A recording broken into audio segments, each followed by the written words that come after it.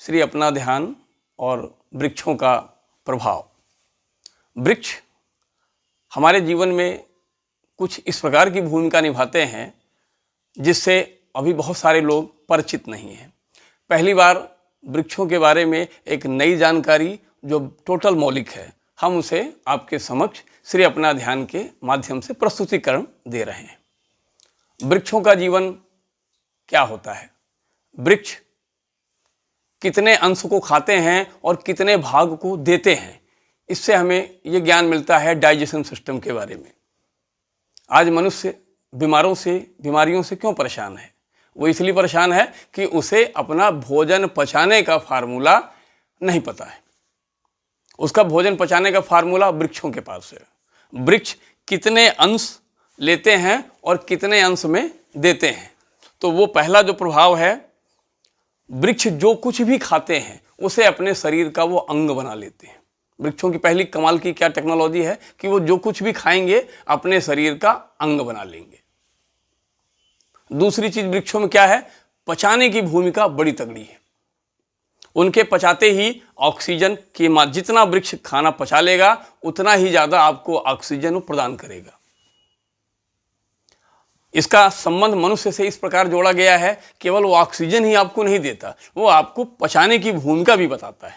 पचाने की भूमिका के लिए आपको वृक्षों के नज़दीक जाना होगा। नज़दीक का अर्थ हो गया कि आपको उसके जड़ में जाके बैठना पड़ेगा। जड़ पूरी चीज़ों को सींचता है। मनुष्य का शरीर भी जड़ कहलाता है। जड़ के बाद आती हैं इंद्रियां। इंद्रियां क्या होती है? इंद्रियों का अर्थ होता है हमें इंसाफ चाहिए। इन मतलब इंद्रियों को साफ करिए। इंसाफ शब्द जो उर्दू का है वो अर्थ सही अर्थ में इंद्रियों के लिए आया था कि हम अपनी इंद्रियों को साफ करें। साफ करने का फार्मूला वृक्षों से हमें मिलता है।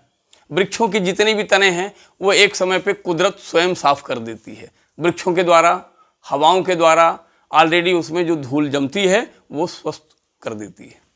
तो हमें भी क्या करना पड़ेगा, कुदरत से अपना संपर्क लगातार बना के रखना पड़ेगा, जैसे हमारे वृक्ष रखते हैं। हम वृक्षों से साफ सफाई का फार्मूला नहीं सीख पाए। हम केवल वृक्षों का छोटा सा प्रयोग जान पाए हैं कि फल हमें चाहिए। वृक्ष हमें फल देते हैं, केवल छाया देते हैं, जबकि इसके अलावा वो सबसे बड़ी भूमिका निभाते हैं हमें देवता बनाने में। देवता बनाने का अर्थ होता है ठहराव।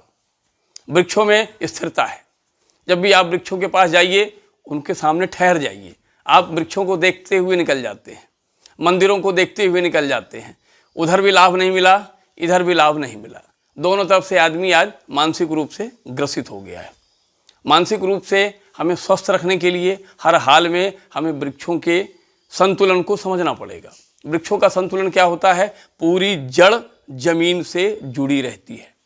आज मनुष्य एकाकी प्रणाली में चला गया है। वो परिवार के जड़ों से दूर होता जा रहा है। तो क्या हो गया? पारिवारिक कलह बढ़ते जा रहे हैं।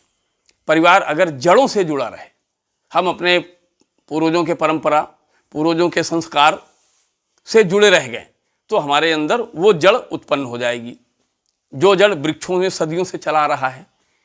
और वृक्ष हम पर जो एहसान कर रहे हैं, हम उसके बदले में उन्हें कुछ भी नहीं प्रदान कर पा रहे हैं।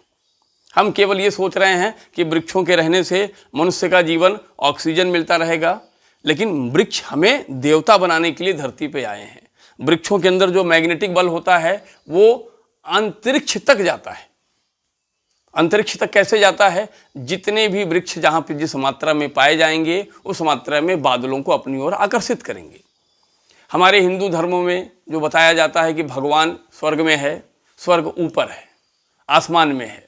हमारी दृष्टि स्वर्ग की ओर, ऊपर की ओर जाती है। जब भी हम ऊपर की ओर देखते हैं तो ऐसा लगता है कि भगवान ऊपर होगा। तो ऊपर क्या है? मैग्नेटिक बल है। मैग्नेटिक बल से क्या होता है? आप अपनी ओर किसी चीज को आकर्षित कर सकते हैं। अभी आपके जीवन में आकर्षण का सिद्धांत समाप्त हो गया है, इसलिए आप तमाम दुखों को अपनी ओर आकर्षित कर रहे हैं, जबकि वो आकर्षित नहीं है। वो क्या है? वो कष्टप्रद अवस्था है। उसको आकर्षण नहीं कहा जा सकता, वो कष्टप्रद स्थिति है। हम जब आकर्षण के सिद्धांत को जानेंगे, आकर्षण का अर्थ होता है किसी के केंद्र में जाना। आकर्षण का अर्थ ही है केंद्र में जाना। जिस वक्त आप अपने शरीर के उस केंद्र के पॉइंट को टच करेंगे, जिस पॉइंट में आप अपनी माँ के गर्भ में थे, माँ के गर्भ में आप कैसे थे? आप माँ के गर्भ में नाल से जुड़े थे। नाल मतलब आपकी जो सेंटर पॉइंट है नाभि चक्र, उससे आप ज्वाइंट थे और उससे जो ऑक्सीजन आपके अंदर जा रही थी वो केंद्र में थे आप। केंद्र में रहने से आपके अंदर हार्मोन्स